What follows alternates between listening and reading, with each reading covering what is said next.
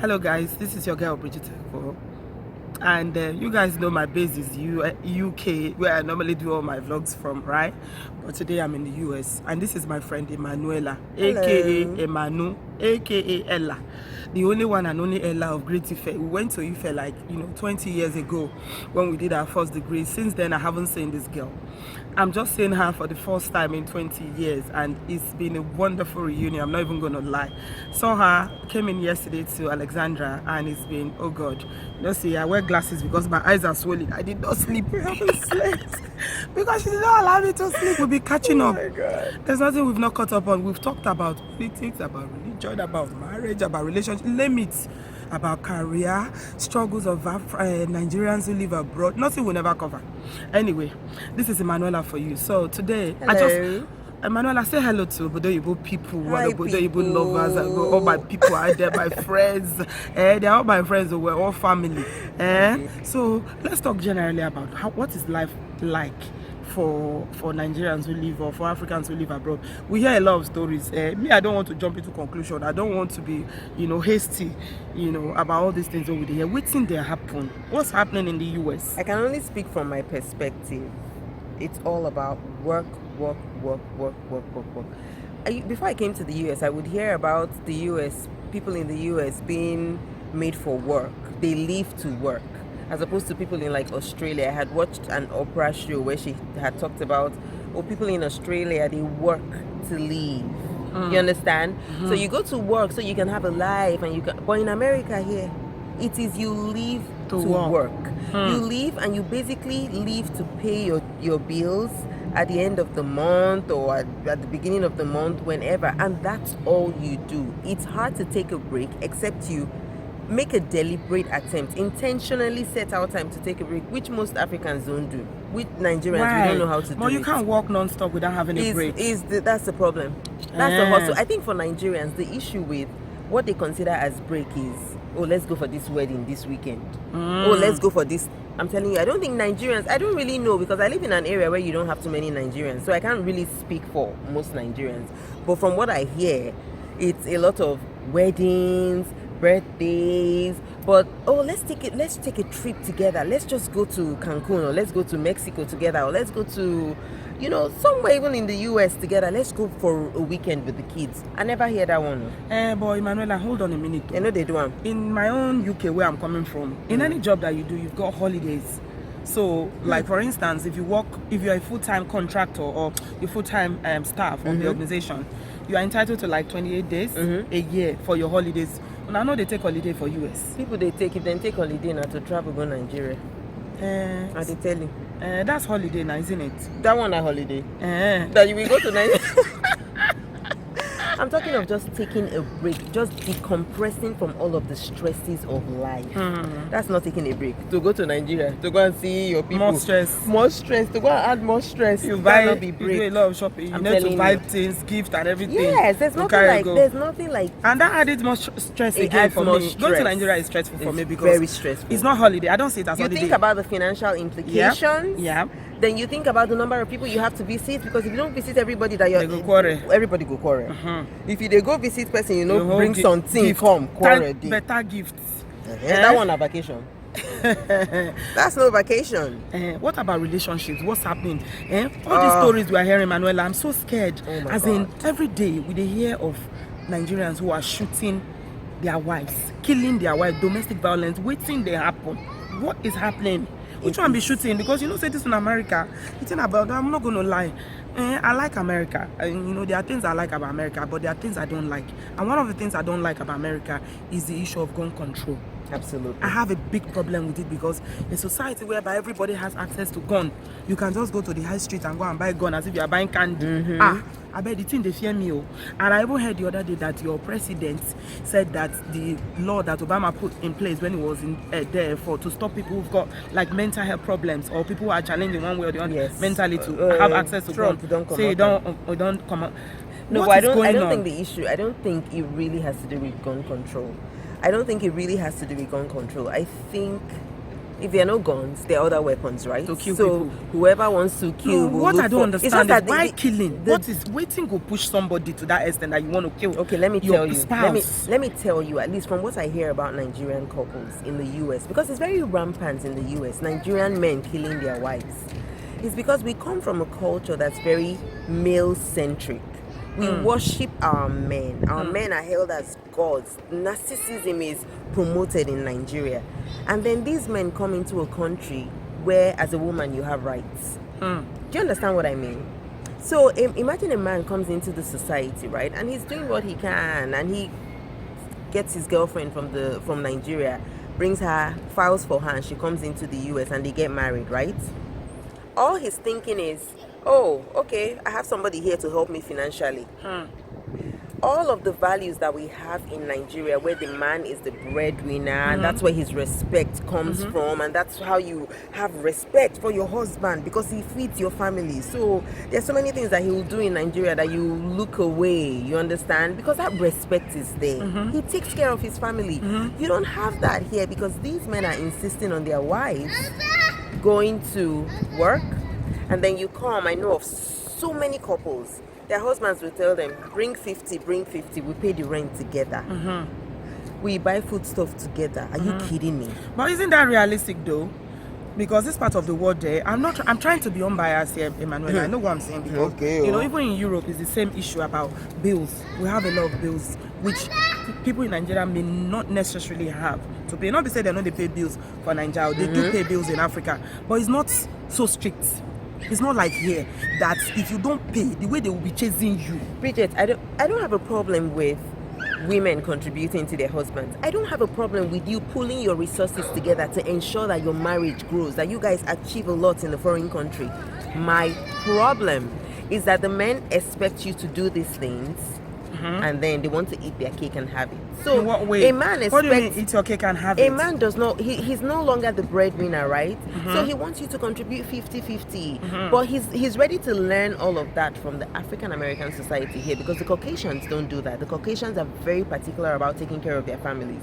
But the African Americans are the ones who, the women are more or less like the breadwinner. So we now, our Nigerian men, our immigrant men come into this country, and that's what they learn. Let's pull our resources together. Yeah. But then they don't learn all the other aspects of what makes up the family circle and, the structure of the family in this country.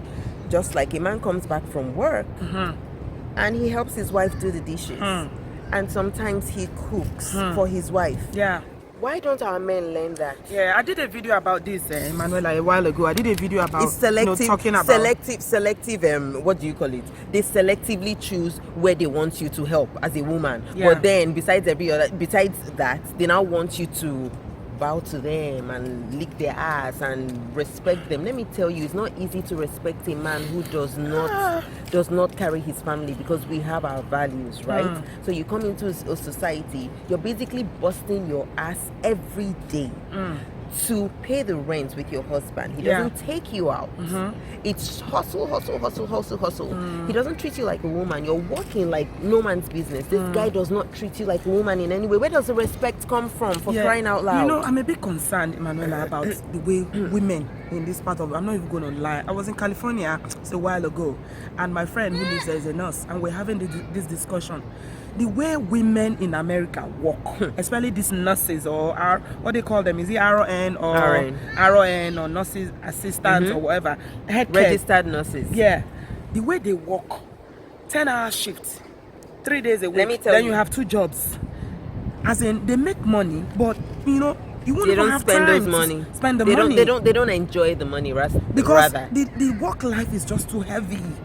And let me tell you something, that's all we hear, right? When you come into the US, read nursing, you make a lot of money as a nurse. You do this one.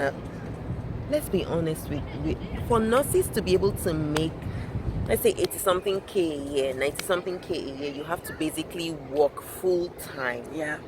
I have seen so many Caucasian nurses who work as regular registered nurses, and their take-home pay is like 40-something thousand a year. Okay, so they do just one job. 50-something thousand a year, because they do their job and they take their 3 days off. Yeah.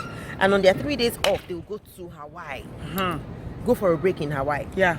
our Nigerian nurses don't do it. And I've heard of so many women who they buy big houses, they buy beautiful cars and everything, but they're rarely in their houses. They don't live there because they're always at work. You understand? So what's the point for you to do that nursing thing? There are so many other things you can do that bring you a lot of money. I believe in doing what you love. It does not have to be nursing. Yeah, but they say nursing is what brings money. Lie. For nursing to bring money, like any job to bring money, you will have to work, put more hours in. You can work in retail and retail brings money for you. All you have to do is put 70 hours into retail like you put into nursing. And you will get as much money too. Yes, you might not get as a nurse, but you still get a lot of money. It's the hours that you put. That's where registered nurses get their money from. And let's all be factual about it. Nurses know how they bust their asses. You cannot work a regular job as a nurse and be considered middle class. Come on. See, I had this story about a Nigerian nurse who went to work because this woman is doing 2 jobs because full time is 3 days, isn't it? 10 hours or 12 hours, 3 days. That's full time. So you do this 3 days, then you do another one, which is 3 days. Or 4 days. No, 3 days or 4 days. So she had 2 jobs. The first job was 3 days a week. 40 hours a week is full time. So she did another one, which is another 3 days, putting in 40 hours simultaneously. And she was doing this consistently for a very long time, making so much money. One day she drove, I don't know, people may have heard this story. She drove into her driveway here in the US. She just put her head. They say she even, horned. She picked on her horn, and the husband heard that she was home. The children heard that she was home, but she didn't come out of the car. You know what? She put her head on the steering. This woman don't get heart attack. She had died. It almost happened to me, if not that God delivered me. Let me tell you something that happens in this country. The lure of money. There's so many opportunities here, and once you start getting into all of these opportunities and you start making so much money, Bridget, it's hard to. You want to do more. It's hard to stop yourself and tell yourself, this thing is wearing me out. Because you see all of the money you make, right? And it's so tempting to hold on to that money. It's hard to give up the job. It's hard to walk away from a job and walk away from that money. I'm telling you, it happened to me. I was doing 2 jobs. I was working like 70 hours a week, Bridget. I'll be driving, sleep and be nodding off. Do you know how many times God delivered me from accidents? Hey! Not be clear-eyed before I say, I have 2 children to take care of. What's money? Money is not everything. And in this your country, the public system, transport system is a problem for me. Because in the UK, you have to drive. You don't need to drive. Yeah, you drive. The transport system is it's comprehensive. From in London, buses everywhere, trains, so you don't even need car. If we that even drive safe, we are trying not to. You need to drive. But in the US, you have to drive because it's so difficult to move from point A to B without a car. So it's a problem. It's terrible. So how is life generally here? You've been here for a while now. How easy is it? Everybody wants to come to the US. If I decide to relocate how long will it take me before I will settle and move up the ladder of all this job? I'm not a nurse, so I can't be nurse because I don't have. It's not my passion. I don't want to. To go and do nursing. But basically, for an average person, what is it like coming in, settling, and all that? I know that. For the average person, you need to pay your dues. And I think that for every if you relocate to a new place, I think it's normal, it's just natural that you come into a new place. You need time to be able to find your footing. This is my 7th year here, and it's just starting to stabilize. It was a bit rough earlier, and I know that for so many people it gets really rough. For women, they go back to school. Nigerian men are going back to school. And one thing is that Nigerians, we excel in this country. In the US, we excel. I was reading something about Nigerians, the most qualified group of people in the US, not the most qualified group of immigrants, the most qualified group of people in the US are Nigerians. And that's what you have in the education statistics, labor statistics. But the problem is that it takes time. It takes time for you to find your balance, get that right job. So many knockbacks and all that. So many things, especially when you have children. It's not easy. I know that when I was in Nigeria and people used to say it's not easy, it would be like if it wasn't that easy, why are you not back in Nigeria? Why are you there? Why didn't you come back? Why you stay Every there? time you people be complaining that it's not easy. It's not easy. How come you haven't come back to Nigeria? Let me tell you, there is no explaining it to people. There is no how you want to explain it to people that they will Seeing believe is you. believing. Yeah. You need to have experienced it. Into this country, you think it's easy? If you come in as a single person, more kudos to you. Because you don't have anything that's tying you down. So you can walk, travel. I know do whatever. of people who go to Alaska to go make money, then they come back to this place, you know. Alaska, because Alaska, it's easy to get jobs in Alaska. Isn't that a very cold place? They don't have too many people. Yes, that's why. That's why. They say that place is like being in Eskimo. It's very cold, and that's why people don't like going there. Meanwhile, if you want to date as a woman, please go to Alaska. They have, I think the ratio of men to women in Alaska is like 4-1.